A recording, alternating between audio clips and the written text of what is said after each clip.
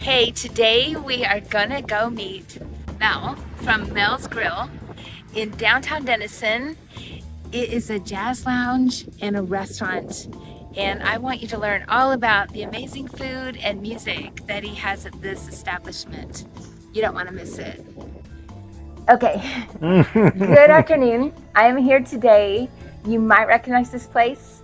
It is Mel's Grill, and this is Mell, M-E-L-L. That's right. And Mel, you've been open since May here in Denison. That's correct. On Crawford Street. Right. Is your address. Right. So tell me a little bit about this venue. I can hear jazz music in the background. So tell me about it. Well, we're I guess a Southern comfort soul food restaurant / jazz lounge. Okay. Throughout the week, we primarily do lunch and dinner, but on the weekends, Friday and Saturday, we like to have like a jazz band come out and play. But we also do other types of music as well, blues, R&B. Sometimes we have a DJ come out, and that's a lot of fun. So, and tonight you're having Tonight, it's special because tonight is going to be our first Latino night. Okay. And so we'll have like salsa, cumbia, merengue, mariachi. So it's going to be a good time. And that starts at 8 o'clock tonight. Okay. So it's going to run from 8 to 1 o'clock. Okay. And we'll have like a taco bar as well as some of my barbecue. So that's going to fun. A little bit of a fusion there going on. Yeah, well, tacos are good with, like you say, barbecue, mean like Well, it'll be, I'll have, or... I'll have, some smoked ribs. Okay. We'll have some brisket. But we'll also have like some grilled chicken and grilled beef. And so it'll be a little bit of both. Yeah. So you said taco bar. Is that actually like set up like build your own taco? Yeah. So all right. So this is the restaurant side. Okay. And it holds about like 100 people. But next door is my event center. Okay. And it's huge. It can hold about maybe 300 people. Yeah, I've been and there. So that's it's really really large. Yeah, it is.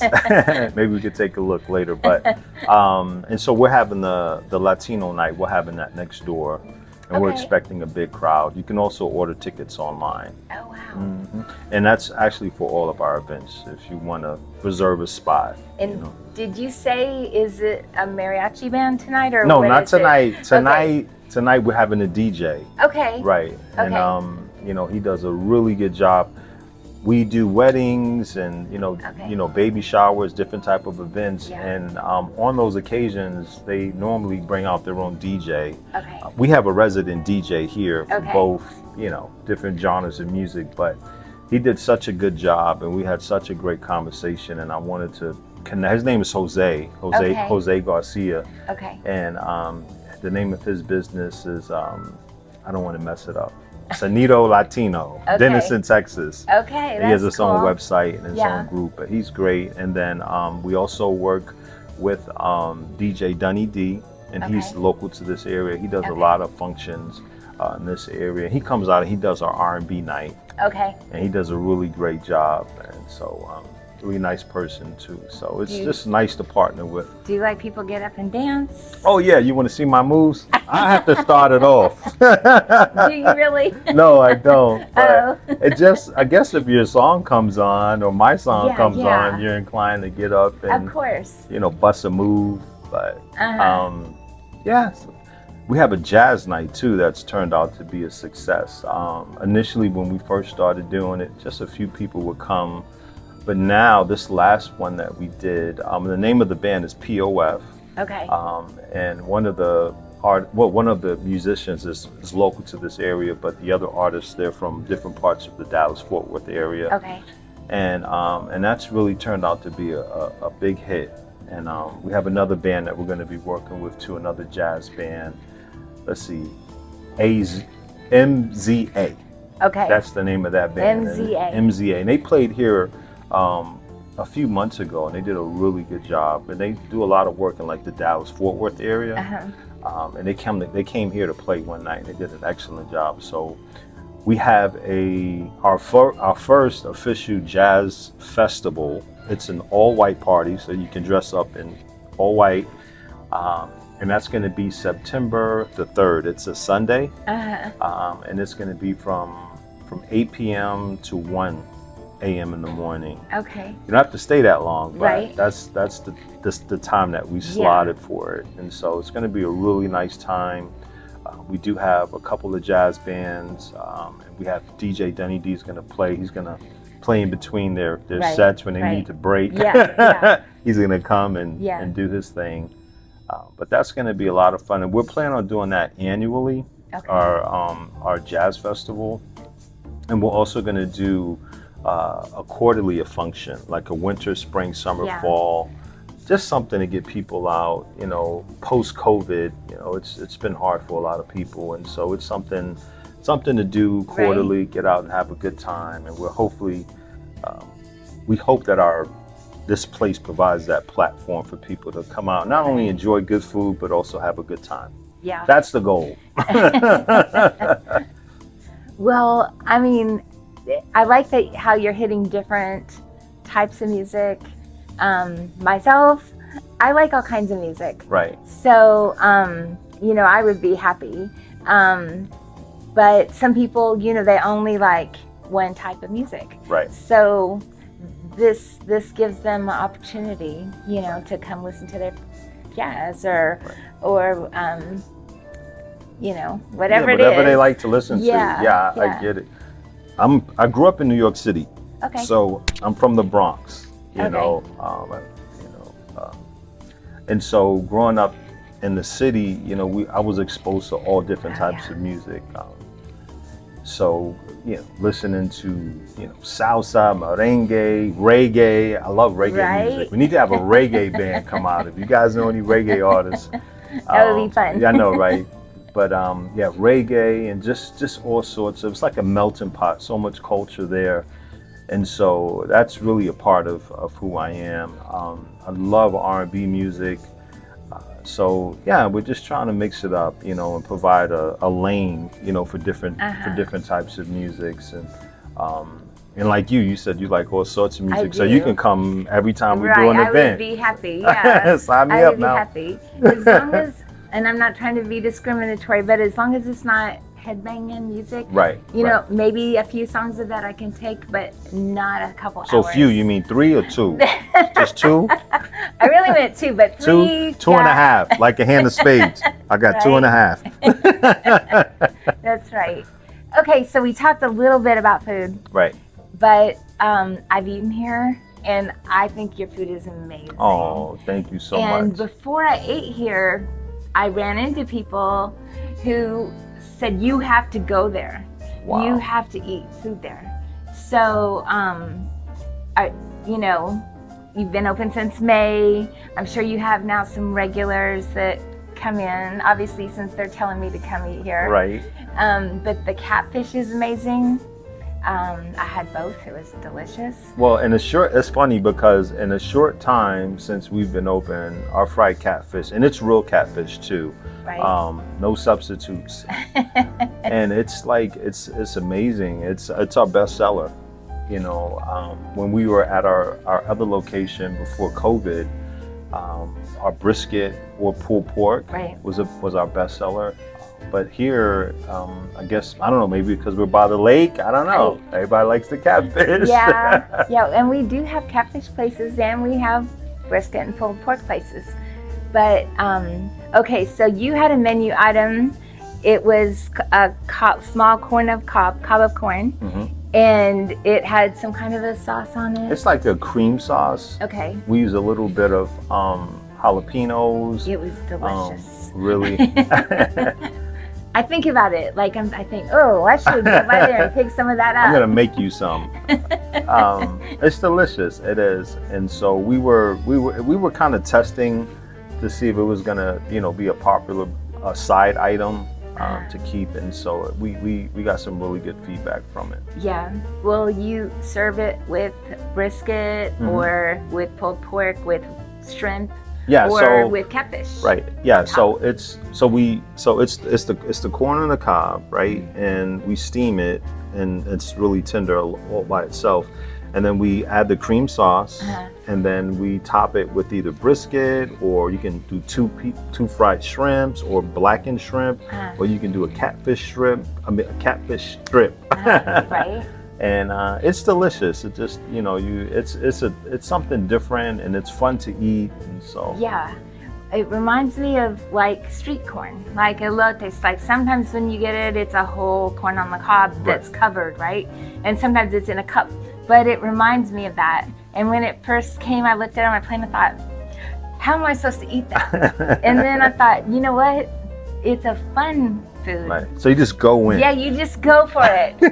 Make sure nobody's looking, okay? Right. And then you jump in. Right? But it was delicious. Oh, It was you. delicious. I was so happy. That and the catfish also. And then that, unfortunately, that's all I've tasted. Well, no, your was it collard greens? Yeah, we do collard greens. Oh, amazing. Wow. Very, Thank you very so good. much. Yeah. I get a lot of those recipes from my aunt. She was from New Orleans, and growing up in the city, I'm not, you know, I'm old. I'm getting old. You can see the gray hairs. But when I was growing up in New York City, my mom, she didn't cook much. And so we used to keep our freezer full of TV dinners, you know, or microwavable dinners. Right. And so that's just how it was. And then my aunt moved in the 80s, early to mid 80s, and she cooked everything from scratch. Right. You know, gumbo, etouffee. She cooked pig feet. I don't know. Some people are weird about it, but I grew up eating that. And so chitlins, and so that's way down south. Yeah. When I first got married, my then mother-in-law, she would fix a couple different dishes with pig's feet. Okay. And so that's what she would tell me, this is where you go, this is what you look for, you know, to buy it, because I had no clue, because I wasn't raised with that. Right. But it really flavors the dish, and it does. Tastes delicious. Yeah. So yeah, you know, I had that influence growing up from my aunt. That's so really neat. She would spend a lot of time in the kitchen, and you know, she enjoyed being in the kitchen, and so do I. So it doesn't really seem like work. So, and you're the chef here? I am the chef.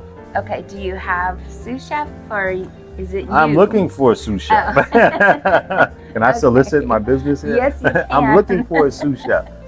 Yeah, but yeah, I would like to have. It's just I do have a few people that work here, but it would be nice to have a sous chef. So. Okay, so tell me what days you're open. So we're open Tuesday through Saturday. Okay. Tuesday through Friday we're open for lunch and dinner, but on Saturday we're just open for dinner. Okay. So just open for So dinner. And lunch, that's from, I'm sorry, go ahead. No, go ahead. No, I was gonna say Saturday from 5 to midnight.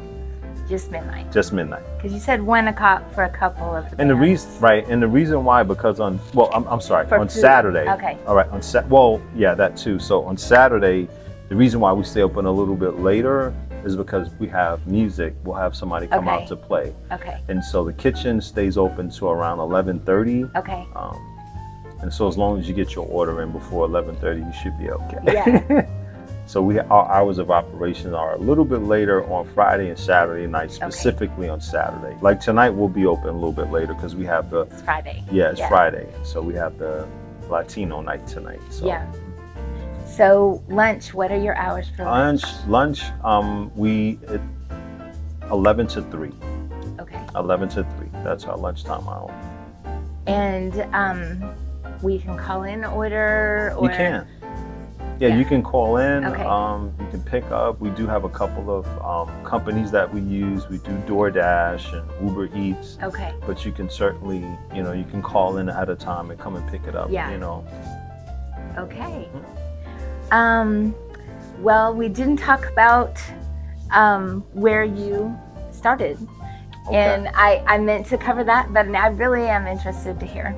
Okay. So how did you get in Denison, Texas? Okay, so that's a story. We lived in Murphy, Texas. Okay. Murphy, they just started to do an event annually called the Sounds at Sundown. Well, Denison, they have Music on Main. Music on Main, Uh-huh. and that's established, and that's been going on for years, I'm sure. Well, they had just started doing it in Murphy, Texas, their own version of it, and it was called Sounds at Sundown. And I applied to be a vendor. Okay.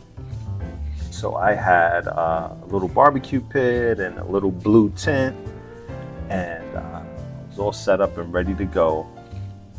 And then all of a sudden, Chick-fil-A comes out. Oh. And they had this fancy tent wrapped. I said, oh my goodness. And then they brought the cows out.